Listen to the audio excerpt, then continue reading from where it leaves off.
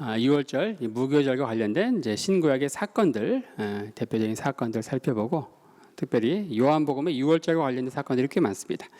그걸 좀 집중적으로 살펴보는 제 시간이 되겠습니다. 유월절과 관련된 성경의 사건들, 대표적인 게 히스기야가 유월절을 지키는 이야기. 이게 역대하 30장에 나옵니다.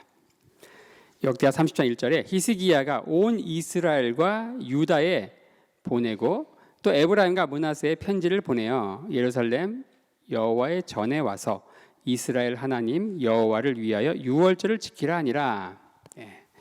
이 말씀을 그냥 무심코 읽을 수 있는데 여기서 우리가 주목해야 될 구절이 있습니다. 에브라임과 므낫세에도 사랑을 보냈다는 거예요. 이게 뭘 의미할까요? 에브라임과 므낫세가 뭘까요? 이건 성서 지리를 좀 알아야 되는데, 자, 중요한 건 히스기야 왕이 통치할 때에, 남유다의 히스기야 왕이 통치할 때에 북이스라엘이 멸망합니다. 북이스라엘이 무너집니다. 아시리아에 의해서 주전 722년 무너지죠. 이 에브라임과 므낫세는 북이스라엘 영토에서 가장 핵심 지역입니다. 에브라임과 므낫세 여기를 합쳐서 뭐라고 하냐? 사마리아 땅이라고 합니다. 사마리아 산지. 이 에브라임과 므낫세, 이 에브라임 지파 출신에서 북이스라엘 초대 왕인 여로보암이 나오죠. 여로보암. 어쨌든 이 북이스라엘이 멸망하면서 히스기야는 유월절을 지키면서 저 북쪽에 이 에브라임 므낫세에도 편지를 보내서 거국적인, 남북이 나뉘었지만 히스기야 왕 때에 멸망한 북이스라엘까지 아우르는 거국적인 유월절 행사를 기획을 했지만 북이스라엘 많이 오진 않죠. 또 중요한 게 뭔가, 이 히스기야 왕이 북이스라엘 멸망하면서 많은 난민들을 받아들입니다. 난민들. 그래서 예루살렘의 이 인구가 히스기야 왕 때 10배 증가하고 예루살렘의 영토는 4배 증가합니다. 4배. 그러니까 굉장히 인구가 이제 인구 밀도가 높아지는 거죠. 예루살렘의 크기는 4배, 그리고 인구는 10배가 증가하는데, 이러한 모습들, 오갈 데 없는 난민을 다 받아들이는 이러한 그 히스기야 왕이 특히 이 신구약 중간 시대에 어떤 메시아의 모델로서 종종 묘사가 되는데, 이러한 모습들, 난민을 이렇게 받아들이는, 오갈 데 없는 이런 사람들을 받아들이는 이런 모습이 바로 메시아가 오셔서, 예수 그리스도가 오셔서 세상에 버려진 난민과 같은 이런 사람들, 그들을 위해 사역하시잖아요. 그러한 모습들이 바로 히스기야 모습에서 보인다. 자, 그리고 요시야가 유월절을 지키는 이야기, 역대하 35장에 나옵니다. 요시야가 예루살렘 여호와 앞에서 유월절을 지켜 정월 14일에 유월절 어린 양을 잡으니라. 자, 이 히스기야 왕 때 유월절 지킨 행사, 여기서 중요한 것은 북이스라엘이 무너진, 북이스라엘까지 아우르는 유월절 행사를 기획했다. 지금 살펴보는 이 요시야 때의 유월절 행사는 무엇인가? 자, 요시야, 이 말씀의 배경이 되는 이 시기에 바로 아시리아가 이미 무너집니다. 아시리아가 멸망해요.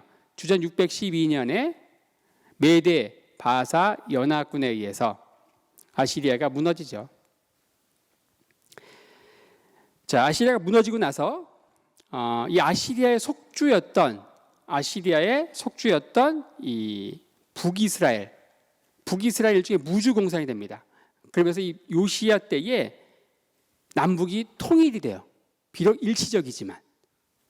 그래서 이 통일된 이스라엘을 기념하면서 전국을 아우르는 이 유월절 행사를 요시야 때 진짜로 하는 거죠.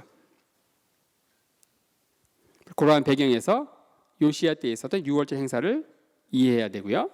자, 그리고 유월절에 수심이 가득한 얼굴로 왕께 나아간 느헤미야와 관련된 이야기가 느헤미야서 2장 1절에 나옵니다. 아닥사스다 왕 20년 니산 월에 왕의 앞에 술이 있기로 내가 들어 왕에게 드렸는데 이전에는 내가 왕의 앞에서 수색이 없었더니. 여기서 우리가 주목해서 봐야 되는 게 뭡니까? 절기 세미나를 들으니까 이 세미나를 듣기 전에 그냥 패스 통과할 텐데 클릭이 되는 구절이 있지 않습니까? 아닥사스다 왕 20년, 요건 이제 뭐 중요하지 않을 것 같고, 니산월에 왕 앞에 나아가 있는 굉장히 고고한 대작이었던 느헤미야 얼굴에 수심이 가득했다. 왕 앞에서 막 개인적인 집안에 근심이 있다고 얼굴에 다 나타나면은 목이 10개가 아닌 이상, 근데 그런 것들도 이겨낼 수 없는 엄청난 수심이 느헤미야 얼굴에 있는 거예요. 니산월에 있는 거예요. 니산월에 무슨 절기가 있습니까? 6월절이 있는 거예요. 6월절은 어떤 절기입니까? 바로 애굽에 한 400년 이상 노예 상태로 있다가 해방된 것을 기념하는 그 기쁨의 절기인 그 니산월, 그때에 유다라고 하는 나라는 어때요? 자신은 잘 나가고 있지만 유다라는 나라는 회복되지 않고 페르시아의 속주민으로 살아가는 그러한 자신의 상황이 더욱 오버랩되면서 만감이 교체하지 않았을까. 우리도 외국에 살면 전부 애국자가 된다고 하잖아요. 언제 마음이 싱숭생숭하고 센티멘탈해집니까? 바로 이 명절, 구정, 추석 이럴 때 바로 6월절이 유대인들에게 그런 절기일 거고, 6월절이 특별히 애굽에서 노예로 있다가 해방된 그런 것들을 기념하는 절기. 또 우리가 알죠. 느헤미야 1장에 동생, 형제 그 하나니로부터 고국 유다 그 예루살렘에 성벽도 없어서 막 도적대가 들끓고 막 그러한 고국의 처참한 상황을 들었고, 또 마침 니산월 6월절이고 이런 상황에서 왕 앞에서 감히 얼굴에 수심이 가득하면 안 되는데 그걸 이길 수 없는 그런 엄청난 근심이 느헤미야 얼굴에 있었다. 바로 6월절을 통해서 이 느헤미야를 사로잡은 이 수심을 이해할 수 있겠죠. 자, 제2차 성전인 스룹바벨 성전 완공과 6월절 예식을 준수하는 이야기가 에스라서에 나오는데요. 자, 에스라 6장 15절에 보면은 다리오 왕 6년 아달월 3일에 전을 필력하니라. 이제 아달월 여기 들어오죠. 아달월 언제입니까? 그렇죠. 12월이죠. 우리 디셈버입니다. 12월. 이 다음 달이 뭐예요? 니산월입니다. 뭐가 있습니까? 6월절이 있겠죠. 주전 615년 제2차 성전 스룹바벨 성전을 봉헌하는데 다 이제 완공하는데 그 해가 언제냐? 바로 다리오 왕 6년. 달로는 아달월 3일, 12월 3일이라는 거죠.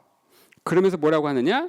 성전 다 짓고 6장 19절에 사로잡혔던 자의 자손이 난민들이 귀한민들이 와서 정월 14일에 6월절을 지키되, 어떤 느낌이었을 것 같아요?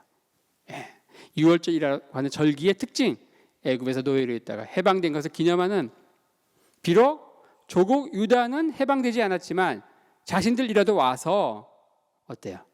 성전, 하나님의 임재, 하나님의 통치가 있게 될 성전을 짓고, 비록 초라하지만 그걸 짓고 그 6월절 예식을 지키는 이들의 심정이 어떨 것인가, 우리가 충분히 상상할 수 있습니다. 이런 벅찬 감동을 느끼면서 여기 언급되어 있는 정월 14일, 아달월 3일에 전 건축하기를 필하니라, 이런 개념들, 이런 것들 절기의 개념, 시간의 개념을 가지고 읽어야 되겠죠. 구약에도 이런 말씀들이 있지만 신약에 특별히 우리 너무 잘 아는 사도행전 12장에 감옥에 갇힌 베드로가 풀려나는 이야기 다 아시죠? 헤롯, 이 헤롯은 그 원조 헤롯이 아닙니다. 헤롯 대왕이 아니고 헤롯 대왕의 손자인 헤롯 아그리파 1세. 하지만 성경은 그냥 헤롯이라고 나옵니다. 그 할아버지 헤롯도 헤롯이고 손자 헤롯도 헤롯이고. 헤롯이 죽었는데 헤롯이 또 나오니까 많은 분들이 예수님만 부활한 줄 알았더니 헤롯도 부활했네, 이렇게 결론을 내리는데 다른 헤롯입니다. 사도행전 12장 3절에 유대인들이 이 일을 기뻐하는 것을 보고 베드로도 잡으려 할세 때는 무교절이라. 베드로가 헤롯의 박해에 의해서, 야고보는 죽었고 처형했고요. 이걸 유대인들이 기뻐하니까 초대교회 수장인 베드로를 감옥에 가둔 거예요. 근데 이 베드로를 성령께서 풀어주죠. 놀라운 하나님의 역사입니다.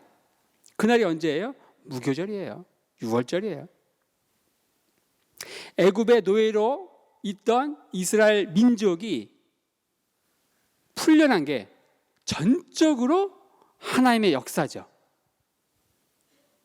이게 이스라엘 민족에게 일어난 하나님의 역사지만, 지금 초대교회 수장인 베드로 한 개인이지만 그 베드로가 풀려난 이 역사도 뭐예요? 전적으로 하나님의 역사입니다. 바로 이 초대 유대 크리스찬들에게, 이 기독교인들에게 바로 이스라엘 백성들이 구원받은 그 유월절에 천사의 도움으로 베드로가 풀려난 이 사건은 굉장히 쇼킹한 사건으로 와닿았을 것이다. 하나님께서 우리의 사역을, 우리 복음 전도 사역을 정말 기뻐하시는구나, 완벽한 사인으로 받아들이지 않았을까 싶습니다. 신구약에 나오는 대표적인 유월절, 이 무교절과 관련된 사건을 간략히 살펴봤고요.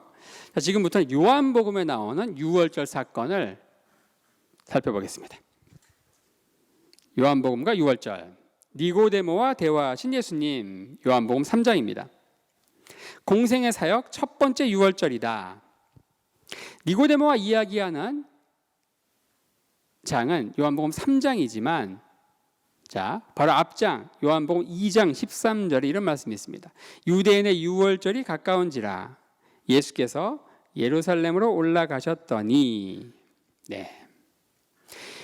요 직전에 무슨 사건이 있었습니까? 요한복음 2장 1절에서 11절, 거기에 가나에서, 갈릴리에 계셨습니다. 갈릴리 가나에서 혼인잔치가 있었고, 거기서 물을 포도주로 바꾸는 기적을 행하고, 12절에 보면 예수님께서 가버나움에 잠깐 들러서 베이스 캠프를 쳐야 되니까 좀 며칠 돌아봅니다.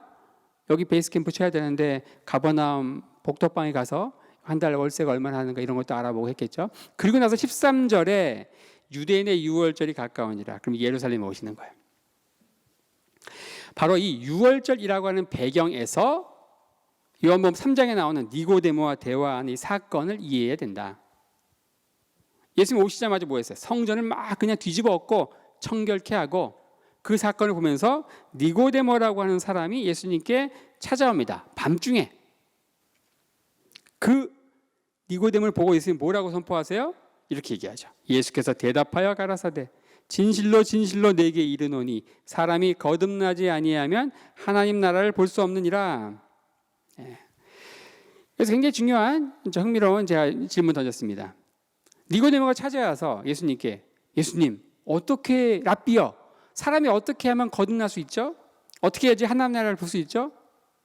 이렇게 물어본 게 아니라고 했습니다. 예수님이 일방적으로 뭐라 그래요? 사람이 거듭나지 않으면 하나님 나라를 볼 수 없다. 그러면서 거듭남이라고 하는 화두를 꺼내서 예수님께서 일방적으로 대화를 이끌어 가시면서 선포하고 계시는 거예요. 이게 뜬금없는 얘기인가? 바로 유월절이라고 하는 배경에서 이 거듭남이라고 하는 선포를 이해해야 된다. 유월절은 어떤 절기입니까? 바로 전혀 없던 이스라엘이라고 하는 나라가, 이스라엘이라고 하는 고대 국가 이스라엘이 무에서 유로 이렇게 탄생한, 거듭난 날이 유월절이라는 절기예요. 이 거듭남, 새로 태어나는 국가적인 탄생, 거듭남, 이게 바로 유월절의 화두라는 거죠. 그 화두가 뭔가? 바로 지금은 바로 이 탄생, 고대 국가 이스라엘의 탄생과 관련한, 거듭남과 관련된 그 절기가 바로 유월절이다. 그래서 유월절에 예수님께서 거듭남을 주제로 대화를 이끌어 가신다. 근데 여기서 우리가 이 선포를 잘 이해하지 못하죠, 이 니고데모가. 그리고서 내가 이 나이에 다시 엄마 뱃속에 들어갔다가 다시 나옵니까? 이 부분을 보면서 여러분들 어떻게 종종 설교를 들었습니까? 이 니고데모가 유대인들의 관원, 산헤드린 71명의 대법관 가운데 한 명이라고 이해할 수 있는데 굉장한 인텔리거든요. 근데 그런 인텔리가 이 말을 이해 못해가지고 엄마 뱃속에 다시 들어갔다 나와야 됩니까? 이런 초딩과 같은 질문을 했을까? 종종 그렇게 이야기하잖아요. 이 부분을 가지고 어떻게 학자들이 설명을 하는가? 자, 유대 땅에서는 당시에요, 세 가지 언어가 같이 사용됩니다. 히브리어, 아람어, 그 다음에 헬라어. 근데 헬라어에서 당시 인텔리들은 헬라어를 유창하게 사용했죠. 아마 예수님과 니고데모의 간에 오갔던 이 대화가 아마 헬라어로 선포된 게 아닌가 이렇게 얘기합니다. 이게 무슨 말인가? 자, 다시 태어난다. 이 거듭남, 탄생인데 rebirth 이렇게 돼 있잖아요. 거듭난다 이렇게 번역되어 있는 다시 거기에 해당하는 이 헬라어 단어가 아노덴입니다. 아노덴. 그 부사가. 근데 그 아노덴이 헬라어에서 두 가지 의미가 있다고 합니다. 하나는 위에서부터, 그러니까 from above, 위에서부터. 또 하나는 뭐냐? 다시, 숫자적인 다시, again. 예수님이 사용하신 이 아노덴이라고 하는 단어는 태어나는데 어떤 태어남이에요? 위에서부터 태어나는 어떤 영적인 태어남을 얘기하는 거죠. 그냥 사실 엄마 뱃속에 들어갔다 다시 태어나는 숫자적인 거듭남, again이 아니죠. 그러니까 아노덴이라는 단어가 부사가 두 가지 의미를 갖고 있기 때문에 예수님은 from above의 의미로 사용하셨지만 이걸 니고데모는 again으로 이해할 수 있는 거죠. 그 다시 들어갔다 나와야 되는가? 그러니까 니고데모가 우리가 생각하는 것처럼 절대 영적인 바보, 초딩이 아니라는 거죠. 이런 식으로 보면은. 더 재밌는 게 뭔지 아십니까? 우리 예수님께서 사용하신 선포, 거듭남, 이걸 어떻게 번역하고 있어요? 거듭남. 영어로 뭐라 그래요? born again. 이렇게 얘기하죠. 예수님이 말씀하신 아노덴의 의미는 again이 아니에요. from above입니다. 위로부터 태어남인데 이걸 우리는 어떻게 표현하고 있어요? 거듭남. 거듭남도 숫자적인 다시. 영어로는 born again. 우리는 니고데모를 초딩이라고 바보라고 얘기하고 있지만 우리가 기독교 핵심 진리라고 하는 거듭남의 번역, born again 번역은 정확히 완벽하게 니고데모가 잘못 이해했던 그 개념. 숫자적인 다시 태어남이 아닌데 위로부터의 태어남, from above인데 이걸 숫자적인 again으로 이해하고 있는 상당한 아이러니를 보고 있는 거죠. 자, 다음 6월절이 예수님의 공생애사의 첫 번째 6월절이 니고데모와 대화하신 이 사건이라고 하면은 베세다에서 있었던 오병이어 기적, 요한복음 3장에서 6장으로 건너뜁니다. 이것은 아마도 공생의 사역 세 번째 6월절일 것이다. 아마도. 학자들은 바로 앞장에 있는 5장에 나오는 유대인의 명절에 예수님께서 베데스다 연못에 가시는 그 명절을 6월절일 것이다 이렇게 이야기합니다. 그렇다고 하면은 이게 이제 세 번째 6월절이 되겠죠. 그래서 아마도 공생의 사역 세 번째 6월절인 이 오병이어 기적, 요한복음 6장 뭐라고 나오는가? 마침 유대인의 명절인 6월절이 가까운지라. 이렇게 사복음서에 다 나오는 이 오병이어 기적 사건을 가지고 복음서 기자는 분명히 그 시간적 배경, 절기를 이야기하고 있어요. 6월절이다. 이 부분을 읽으면서 우리는 굉장히 쇼킹해야 되는데 쇼킹하지 않아요. 왜 쇼킹해야 될까요? 6월절인데 지금 예수님 어디 계세요? 예루살렘에 있지 않아요. 어디 있습니까? 갈릴리에 계셔요. 이거 엄청난 거거든요. 6월절에 예루살렘 안 가면 어떻게 된다 그랬어요? 카레트, 영적 세계에서의 강등, 우리 이승에서의 사형에 해당하는 무시무시한 그 형벌이 주어지는데 예수님 6월절인데 예루살렘 갈 생각도 안 하고 지금 베세다에 있는 거예요. 갈릴리 베세다에 있어요. 굉장히 쇼킹한 사건입니다. 예수님의 생애에서 한 번도 6월절에 예루살렘 안 간 적이 없어요. 사생의 기간 동안 당연히 갔고, 근데 예수님은 이 해에는 안 가신 거예요. 왜 이때 안 가셨는가? 이렇게 하면서 우리는 이 오병이어 기적과 관련된 그 배경 설교가 들어가야 되겠죠. 왜 안 갔습니까? 이때 무슨 사건이 일어났습니까? 바로 세례 요한의 처형이 일어납니다. 감옥에 갇혀 있던 세례 요한이 어떻게 처형되는가 그 과정을 우리가 잘 알고 있죠. 한 연회에서 아내 헤로디아의 딸이 이제 춤을 추고 하객들을 아주 기쁘게 한 거예요. 그냥 완전히 그냥 그 하객들을 들었다 놨다 한 것 같아요. 그 사로잡은 엄청난 춤이 뭐냐? 아마도 학자들은 그렇게 얘기해요. 이 살로메가 벨리 댄스를 추지 않았는가? 배꼽을 드러내면서 그 보고 나라에 반을 주겠다. 세례요한이 죽습니다. 세례요한의 머리가 이제 소반 위에 올려져 가지고 엄마 헤로디아에 가고. 자, 이러한 사건, 세례요한이 죽은 이 사건이 당시 거의 메시아의 버금가는 엄청난 인기를 누리던 그 세례요한의 처형을 통해서 당시 독재 정권, 헤롯 독재 정권 하에서 그냥 숨죽이며 살지만 그 억울함, 분노, 그 마지막 희망이었던 세례 요한, 그 세례 요한이 처형된 거예요. 그러니까 절망한 많은 엄청난 무리들이 누구에게 온 거예요? 예수님께 온 겁니다.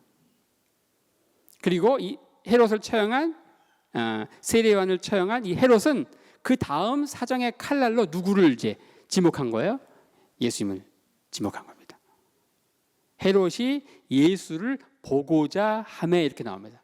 헤롯이 왜 예수를 보고자 했을까요? 바로 다음 사정의 칼날이 바로 예수님인 거예요. 예수님은 어디로 가십니까? 가버나움에서 벳세다로 가시는 거예요. 벳세다. 바로 가버나움은 헤롯 안티파스, 세례 요한을 처형한 안티파스의 영역이고요. 바로 그 건너편 이 벳세다, 오병이어 기적이 벌어진 이 벳세다는 거리로는 가깝지만 국경이 다릅니다. 헤롯이 죽고 나서 세 아들이 통치하잖아요. 이 지역은 헤롯 빌립의 영역이에요. 둘은 서로 사이가 좋지 않았습니다. 건너편으로 가는 거예요. 그 성경에 벳세다로 가실 때는 가버나움에서 벳세다끼리 거리가 가깝지만은 예수님께서 가버나움에서 벳세다로 건너가시다. 국경이 다르거든요. 망명지인 거예요. 망명지. 예수님이 이때 유월절이라고 해가지고 예루살렘에 갔다가는 이때 잡혀서 처형당하는 거죠. 이러한 상황 때문에 예수님은 요해 유월절 공생의 사역 아마도 세 번째 유월절에는 예루살렘에 가지 않았다. 벳세다에 계셨다. 바로 그 벳세다에서 유월절에 예수님은 자신에게 몰려드는 이제 유일한 희망이 된 예수님께 몰려든 당시 절망한 5천 명의 무리, 계수되지 않은 여인들, 아이들까지 합치면은 수만 명의 무리들을 대상으로 오병이어 기적을 행하시는데, 이 기적을 행하시면서 이걸 기록하면서 이 복음서 기자들, 특히 이 요한복음 기자는 여기서 벌어지는 이 사건을 오병이어 기적을요 유월절과 관련지어서 일부러 매치시키면서 이야기하고 있어요. 어떤 의도를 가지고. 근데 우리도 오병이어 기적 이 사건에 대해 설교를 많이 들었지만은 이 오병이어 기적과 유월절이라고 하는 절기가 바로 복음서 기자를 아주 이걸 밀접하게 연결시켜 가지고 군데군데 선포하고 있는 건데 유월절과 연결시키지 않습니다. 우리는. 이 복음서 기자가 어떤 면에서 그런가? 그게 세 가지 면에서 그런데 첫 번째가 뭔가 보리떡이라는 표현이에요. 보리떡. 요한복음 6장 9절에 보면은 여기 한 아이가 있어 보리떡 5개와 물고기 2마리를 가졌나이다. 그러나 그것이 이 많은 사람에게 얼마나 되겠습니까? 보리떡 5개가 있다는 거예요. 그냥 떡이 아니고 굳이 보리떡이라고 밝히고 있는 거예요. 보리. 자, 이것은 뭐예요? 유월절이라고 하는 절기가 뭡니까? 보리 추수기와 관련 있는 거예요. 유월절을 다시 한번, 물론 그 앞에서 유대인의 명절 유월절이 가까웠다고 유월절 언급하고 있지만 이 본문 스토리 구석구석에서도 유월절을 같이 언급하고 있는 거예요. 보리떡을 구체적으로 언급하고 있다. 보통 떡은 뭐예요? 밀떡이죠. 밀빵입니다. 이 보리는 일반적인 상황에서는 짐승이 먹는 거고요. 짐승이 사려고. 기근 때 가난한 자들이 먹는 기근 식량이죠. 우리 얘기하면 사발면 같은 겁니다. 사발면. 수해 만난 적에 사발면 보내는 것처럼. 보리떡을 밝히면서 유월절과 매치시키고 있다. 그리고 또 뭔가 이게 더 강력한 표현입니다. 우리 그냥 넘어가지만 빈들이라고 하는 표현이에요. 빈들. 자, 빈들. 벳세다가 어디인가? 여기에요. 벳세다. 예수님이 사역하셨던 가버나움. 여기는 이쪽은 여기 요단강이죠. 갈릴리 호수고. 이쪽은 헤롯 안티파스의 영역, 이쪽은 헤롯 빌립의 영역. 국경이 다르다. 이 벳세다 이 지역은요 굉장히 푸르른, 이스라엘에서 가장 푸르른 초원지예요. 비도 많이 오고 1년에 강우량이 1000에서 1200mm 이상 오고 굉장히 푸르른 곳인데 이 오병이어 기적이 선포된 이 지역을 복음서 기자는 뭐라고 표현합니까? 빈들, 광야라고 표현하고 있어요. 광야 아니거든요. 빈들, 헬라어로 에레모스라고 되어 있습니다. 에레모스.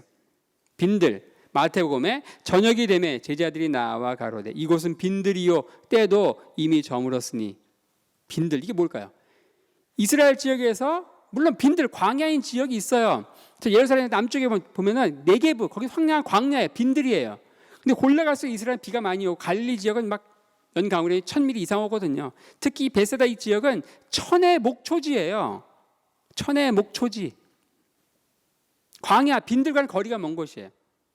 근데 왜 빈들이라고 표현할까요? 이거 팩트에도 맞지 않아요.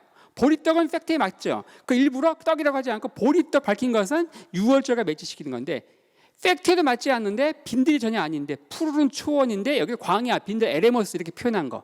이것은 뭐예요? 이스라엘 백성들이 유월절 그 기적을 통해서 어디로 들어옵니까? 하나님의 능력에 의해서 애굽에서 나오자마자 들어간 곳이 어디예요? 에레모스예요. 빈들이에요. 광야예요. 유월절 사건. 그 이후에 이들이 맞닥뜨린 빈들. 그 빈들과 바로 지금 행하고 있는 예수님의 이 오병이어 기적 사건, 그 현장을 뭐라고 표현하는 거예요? 빈들이라고 표현하는 거예요. 비록 팩트에 맞지 않지만 그럼 틀렸다, 오류다 이게 아니에요. 어떤 의도가 있는 거예요. 의도. 유월절과 연결시키고 있다. 자, 그 다음에 뭔가? 생명의 떡이라는 거예요. 생명의 떡.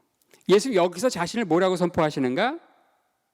자신을 생명의 떡이라고 선포하십니다. 요한복음 6장 35절에 예수께서 가라사대 내가 곧 생명의 떡이니 내게 오는 자는 결코 줄이지 아니할 터이요 나를 믿는 자는 영원히 목마르지 아니하리라. 이게 무슨 말일까요? 왜 예수님은 이 상황에서 자신을 세상의 빛이라고 선포하지 않고 생수의 강이라고 선포하지 않고 왜 굳이 생명의 떡이라고 선포했을까요? 생명의 떡. 유월절 그 엄청난 10가지 재앙을 통해서 홍해를 가르는 기적을 통해서 유월절 사건이잖아요. 그들이 맞닥뜨린 곳이 어디예요? 빈들, 광야예요. 광야에 200만 명이 들어왔어요. 이들이 날마다 하루하루 매 순간 삶에서 접하는 맞닥뜨리는 이슈는 뭘까요? 만나기만 하면 입만 열면 하는 화두가 뭘까요? 오늘 뭐 먹지? 어떻게 먹지? 그거 아닙니까? 그때 하나님 어떻게 하셨어요? 만나를 내주신 거예요. 만나를 먹이신 거예요. 누굴 통해서? 모세를 통해서. 예수님은 바로 자신을 생명의 떡으로 선포하심으로써 자신을 뭐로 얘기하는 거예요? 제2의 모세로서. 마치 모세가 유대 광야에서 날마다 만나를 너에게 준 것 같이 바로 자신을 제2의 모세로 선포하면서 생명의 떡이다. 그 광야에서 먹었던 그 만나는 전혀 차원이 다른 자신을 생명의 떡으로. 만나는 먹고 줄이지만 생명의 떡이 나는 뭐예요? 결코 줄이지 않는다는 거예요. 목마르지 않는다는 거예요. 이렇게 의도적으로 과거 있었던 그 애굽에서 나왔던 유월절 사건과 그들이 맞닥뜨렸던 빈들 광야, 거기서 먹었던 만나, 이것과 여기는 빈들이고 거기서 예수님이 나는 생명의 떡이라고 선포하시는 거죠. 보리떡을 이야기하고 이 오병이어 기적을 얘기하면서 유월절 사건을 복음서 기자들이 전부 그냥 정말 그물망처럼 막 연결해서 이야기하고 있는데 사실은 우리 그런 것들을 많이 놓치는 거예요. 그냥 떡 얘기하면서 신변잡기적 얘기하는 거죠. 한번 얘기한 것 같은데 떡은 낙원상가가 맛있고 바람떡이 더 좋고 뭐 이런 얘기하면 안 된다는 거예요. 바람떡이 어쩌고 인절미가 어떻고 이러면 안 된다는 거죠. 예.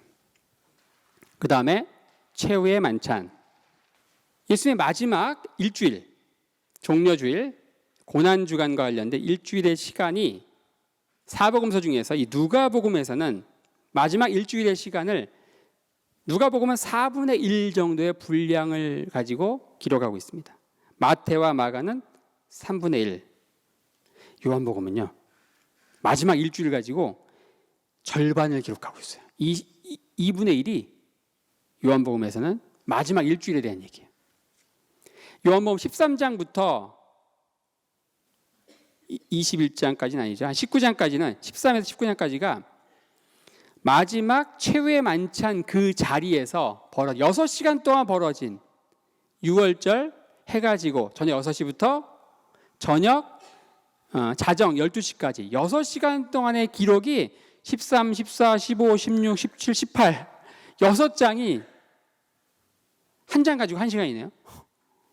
그리고 마지막 일주일의 시간이 요한복음에서는 거의 절반입니다. 바로 이때도 유월절이다. 마지막 유월절 최후의 만찬 이 벌어졌던 장소를 자리를 베푼 큰 다락방 이렇게 표현하고 있습니다. 이 다락방은 크게 4가지 특징이 있죠. 굉장히 컸다는 거죠. 12명, 예수님까지 해서 13명 충분히 들어갈 수 있는 큰 방이었고, 다락방, 그러니까 2층 방이라는 거예요. 2층 방. 그리고 가구가 있다. 자리를 베푼. 우리도 이제 풀 옵션, 가구 풀 옵션 되어 있는 방이에요. 그리고 이 방은 또 뭐냐? 집집마다 유대인들은 당시 집이 손님들을 위한 일종의 사랑방이 있었습니다. 이걸 헬라어로 카탈루마라고 하는데, 손님방, 게스트룸, 사랑방이 있었다. 이 다락방은 바로 2층에 있는 그런 손님들을 위한 사랑방이었다. 자리를 베푼 큰 다락방, 여기에서 최후의 만찬이 벌어지는데 6시간 동안 벌어지는 이 식사는 4잔의 포도주를 마시면서 정확한 순서에 맞춰서 음식을 먹어야 됩니다. 우리 그런 거 있잖아요. 우리 풀코스 이런 게 이제 애퍼타이저가 나오고 마지막 후식까지 나오는 그 상황에서 또 이제 오른손에 뭘 잡고 왼손에 뭘 잡고 어떻게 이런 그 식당 매너 같은 게 있지 않습니까? 근데 이 유월절 예식이 정확히 그래요. 유월절 6시간 동안 먹는 이 식사를 뭐라고 하느냐? 히브리어로 세데르라고 하는데, 이 세데르는 우리말로 굳이 번역을 하면은 순서라는 뜻이에요. 순서. 재밌죠? 그러니까 정확한 순서에 따라서 먹어야 된다는 거예요. 처음에는 전식, 그다음에 메인이 있고 후식이 있고 하듯이 정확한 순서에 따라서 먹는 식사이기 때문에 이 식사를 뭐라고 하느냐? 세데르라고 하는 세데르. 근데 그 6시간의 시간이니까 그 사이사이에 일종의 이정표가 되는 게 뭔가 4잔의 포도주를 마십니다. 4잔의 포도주. 그러니까 첫 번째 포도주를 마시기 전에 뭐 하고, 첫 번째 포도주 마시고 나서 뭐 하고, 각각의 일종의 이정표가 되는 게 4잔의 포도주예요.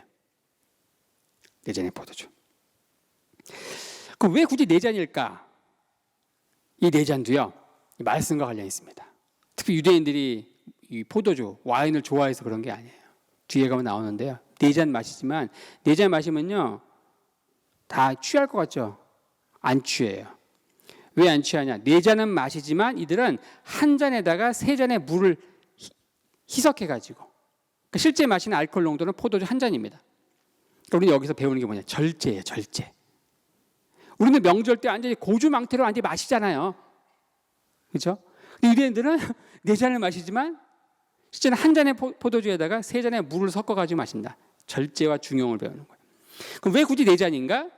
바로 출애굽기 6장 6절에서 8절. 이게 출애굽의 역사, 하나님께서 이스라엘 민족들이 이루신 출애굽의 역사를 어떻게 표현하고 있는가? 총 4개의 동사를 가지고 설명하고 있네요. 하나는 내가 너희를 빼어내며 고역에서 너희를 건지며 편팔로 너희를 구속하며 너희를 약속의 땅으로 인도하고, 이 4개의 동사를 가지고 하나님께서 그 권능의 큰 팔 가지고 이스라엘 민족에게 어떻게 행했는가, 그 행한 역사가 바로 유월절이잖아요. 그 4개의 동사를 기념하는 의미에서 4잔의 포도주를 마신다. 이 유월절 행사의 핵심 코드는 이겁니다. 뭘까요? 유월절 행사는 핵심이 뭘까요? 기쁨이에요. 해방의 기쁨이에요. 광복절인데 기뻐서 울 수는 있지만 광복절날 아이고 간다 이러면 안 되는 거예요. 결혼식장에 와가지고 노래를 부르는데 뭐 장례식 노래 부르면 안 되죠. 전혀 맞는 거 아니죠. 제가 왜 이걸 말씀드리냐면은 유월절을 기념하면서, 유월절 코드는 해방이고 기쁨이거든요. 그 기쁨의 상징이 바로 포도예요. 포도, 기쁨의 상징. 예수님이 여기서 4잔의 포도주를 마시는 이 유월절 만찬에서 자신을 포도나무요, 그리고 제자들을 가지에 비유하면서 기쁨을 상징하는 포도를 가지고 설명하고 있는데, 이 유월절 행사의 핵심 코드 감정은 뭐냐? 바로 기쁨입니다. 그런데 이 유월절 양을 잡는 예식을 이 한국에 좀 이스라엘과 관련된 단체에서 종종 해요. 진짜 유월절 양을 잡아요. 잡으면서 그 분위기 가면요 장례식입니다. 우리 죄를 위해 돌아가신, 우리 세상 죄를 지고 가는 어린 양으로 묘사하고, 찬양도 그런 것만 골라서 하고, 완전히 숙연하고 엄숙하고 다 울어. 엄청나게 울어. 물론 은혜로 와서 울 수는 있는데, 이건 정확히 뭐냐? 결혼식장에 가서 장례식 노래 부르는 겁니다. 그건 대속죄일 코드예요. 뒤에 우리 대속죄를 살펴볼 텐데 6월절 코드는요. 이 열을 막느라고 무조건 기쁨, 해방, 엄청나게 즐거운 거예요. 더 이상 이보다 더 좋을 수 없는, 이보다 기쁠 수 없는 기쁨, 기쁨의 절기가 6월절이다. 이때 먹는 음식이 무교병이 있고 어린 양, 쓴나물, 하로셋, 구운 계란, 포도주 4잔, 소금, 이게 핵심 이제 음식이죠. 자, 무교병은 이스라엘 백성들이 이제 애굽에서 나올 때 급히 나온 거예요. 이 밀가루 반죽이 이 누룩이 올라올 시간이 없었어요. 급히 나왔다. 우리의 구원도 그래요. 구원의 즉각성 그리고 점진성. 책 제목입니다. 박영성 목사님 쓰신 책 제목이 우리의 구원은 전광석화처럼 이루어진 거예요. 느낌 오십니까? 그리고 우리의 구원의 과정은 점진적으로 이루어집니다. 우리의 성화의 과정은. 그래서 그거를 구원, 그 즉각성과 점진성 이렇게 표현하고 있는데 그 즉각성에 해당하는 표현이 뭐냐? 무교병을 먹는 거예요. 누룩이 없는 빵을 먹는 게 우리의 구원이 그렇게 즉각적으로 이루어진 것이다. 괜히 미적미적하고 내일 믿고 좀 즐기고 젊을 땐 즐기고 한 40대 가서 믿고 그런 거 아니라는 거예요. 구원은 바로 즉각적으로 이루어진다. 어린 양. 이 최후의 만찬은 이 어린 양을 이 삶은 어린 양 고기를 찍어서 먹는다. 그리고 쓴나물 요것은 바로 애굽에서 그들이 겪었던 이 쓰디쓴 노예 생활을 기억하게 한다. 이 마로르라고 하는 히브리어로 마로르라고 하는 식물인데 굉장히 씁니다. 그리고 하로셋이라고 하는 소스에 무교병을 찍어서 먹는데 이 하로셋은 무화과, 대추야자, 건포도, 각종 견과류 이런 것들을 갈아가지고 만드는데 그 색깔이 정확히 무슨 색이냐면요. 이들이 애굽에서 뭐 했습니까? 어떤 노동을 했어요? 진흙 벽돌 구웠죠? 진흙 색깔이에요. 진흙. 그러니까 애굽에서 그들이 이 진흙 벽돌을 구웠던 그 고역을 기념하는 하로셋. 근데 구운 계란, 고통을 상징하고요. 근데 포도주 4잔 이렇게 마셨다. 레오나르도 다빈치가 예수님께서 이 땅에서 제자들과 가지신 마지막 식사, 최후의 만찬은 아마도 이랬을 것이다 하면서 본인의 상상력에 의해서 그린 그림입니다. 이게. 근데 이걸 유대인들한테 보여주면 어떤 반응 보일 것 같아요? 네, 상상이 가시죠. 절대 이럴 수가 없습니다. 배꼽 한참 잡고 웃는 거예요. 질식해서 죽을 겁니다. 웃다가. 여러분들이 지금까지 제가 설명드린 이런 그 배경 가지고 일단 레오나르도 다빈치 최후의 만찬 그림이 뭐가 잘못됐는지 여러분들 딱 느끼실 수 있어요. 골라낼 수 있어요. 뭐가 잘못됐습니까? 네, 그건 제가 아직 설명 안 했는데. 네, 그것도 맞습니다. 뒤에 설명할 건데, 누워서 먹었다. 옆으로 기대서 누워서 먹었죠. 근데 이제 식탁에 앉아있죠. 이 식탁, 여러분들 우리나라도요. 요즘 와서 식탁이 있지. 부모님 세대는요, 그 밥상에 먹잖아요. 밥상. 그러니까 식탁 이것은 중세 르네상스 시대 유럽의 문화인 거예요. 뒤에 보겠지만 그냥 삼면으로 되어 있는 밥상. 바닥에 앉아서 먹는, 바닥에 이제 누워서 먹는데, 일단 식탁이 아닙니다. 근데 결정적인 거 있잖아요. 결정적인 거. 딱 보고서 딱 들어와야 되는 게 있는데, 바깥이 굉장히 훤하잖아요. 이거 문제 있죠? 6월절 식사는 언제 합니까? 해가 지고 나서 하잖아요. 해가 지고 나서 저녁 6시부터 자정 12시까지 6시간 동안 이루어진 식사인데, 절대로 이 해가 이렇게, 여기서 웃는 거 이런 데서. 자, 그 다음에 이 6월절 때 먹는 식사 이야기했죠. 어린 양부터 해서 뭐 얘기했습니다. 메뉴. 근데 이 레오나르도 다빈치가 그린 최후의 만찬 요 위에 있는 식사는 뭔지 아십니까? 오병이어요. 오병이어. 물고기. 물고기 2마리하고 떡 5개가 있어요. 상상력으로 막 그린 거죠. 전혀 맞지 않다. 자, 이 6월절 만찬이 어떠했을까? 이것을 유대인들의 개념에 의해서 이것을 우리가 충분히 유추해낼 수 있다. 여기에 들어갈 때 6절 만찬장에 들어갈 때 이제 이 마지막이거든요. 예수님이 곧 제자들은 기대한 게 있잖아요. 드디어 이제 때가 왔구나. 예수님이 악의 무리를 다 처단하고 왕국을 건설하고 거기에 이제 한 자리씩 해야 되는 거예요. 그러니까 한 상석 논쟁을 하는 거예요. 상석 논쟁을 하는데 6월절 만찬장에 들어가면서 누가 크냐? 상석 논쟁을 하는 거예요. 그 상석 논쟁하는 게 이런 유대인들의 이 잔치 식사에서 상석의 자리가 있거든요. 거기 앉는 사람들이 있어요. 서기관들. 우리도 어떤 연회에 가면은 대통령이 앉는 자리, 총리가 앉는 자리, 대법원장, 다 자리가 다 있습니다. 여당 대표, 야당 대표 이런 데 있어요. 긴 옷을 입고 다니는 것을 원하며 시장에서 문안받는 것과 회당의 상자와 잔치의 상석을 좋아하는 서기관들을 삼가라. 또 뭐라 그래요? 무엇을 원하느냐? 요한과 야고보의 엄마. 최초의 치맛바람 일어나잖아요.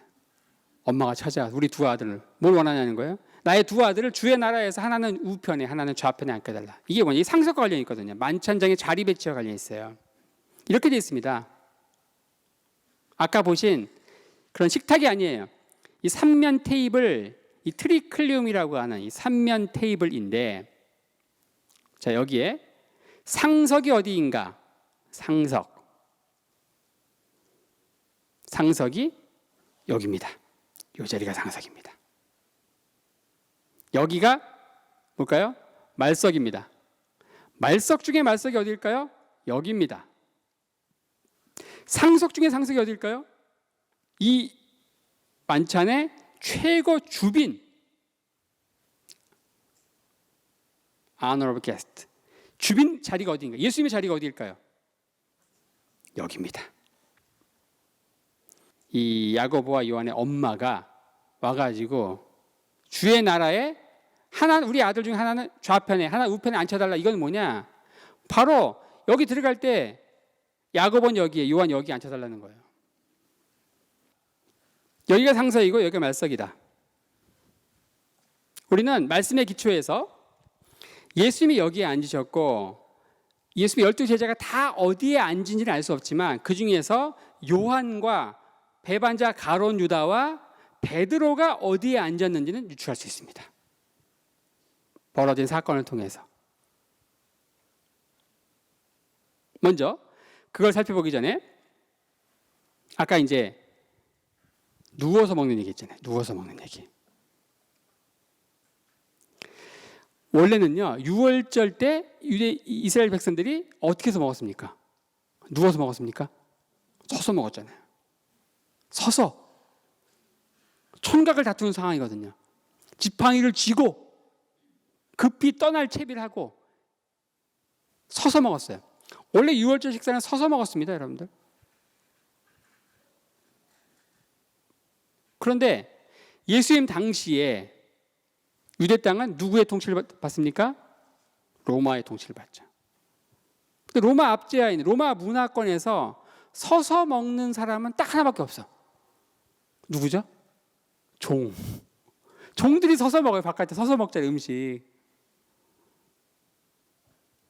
애굽의 종으로 있다가 자유인이 된 것을 기뻐하는 절기인데 원래 말씀대로 로마 압제하에 있기 전까지 유대인들 계속 서서 먹었어요. 그걸 기념하기 위해서. 근데 로마 시대에 바뀌는 거예요. 종들이 서서 먹거든요. 그러니까 말이 안 되잖아요. 종된 것을 해방된 걸 기념하는 건데 종들이 서서 먹는데 서서 먹어요? 안 되죠. 그러니까 앉아서 먹는 거예요. 근데 앉아서 먹다가 눕네요. 우리 사람이 그렇잖아요. 서면은 앉고 싶고 앉으면 눕고 싶고 그런 것처럼. 근데 왜 그럼 누워서 먹느냐? 당시 로마 계층은요, 원로원이 가장 원로원 귀족, 그리고 그 밑에 이제 기사 계급, 그리고 로마 시민, 그리고 해방노예, 그리고 노예, 이런 식으로 너댓 개의 계층이 있는 거예요. 최고위층이 뭐냐? 원로원 귀족이거든요. 이 원로원 귀족들이 자기들끼리 갖는 행사, 연회의 특징이 뭐냐? 한쪽으로 딱 기대서 먹는 거예요. 원로원 귀족들의 연회의 특징이에요. 그래서 원래는 서서 먹었는데 복음서의 배경이 된 로마 제국 시대에 이게 이제 앉게 되고 올라온 귀족들처럼 한쪽으로 오른쪽으로 누워서 먹게 되었다. 예수님은 이 오른쪽에 있는 사람 품에 안기겠죠. 그렇죠? 그리고 예수님 오른쪽에 있는 이 사람은 이 제자 누군지 모르겠지만 예수님 품에 안겨 있겠죠. 느낌 오십니까? 바로 이 자리에 누가 앉았을지, 그리고 이 자리에 누가 앉았을지, 이 상석에 누가 앉았을지, 그리고 또 가장 말석인 이 자리에 누가 앉았을지 굉장히 궁금하시죠? 그것은 다음 시간에 이어서 어느 자리에 제자들이 박혀 있었을까? 여기서 어떤 일이 벌어지는가? 거기서 우리가 배울 수 있는 묵상이 무엇인가? 그것은 다음 시간에 계속 이어서 살펴보도록 하겠습니다.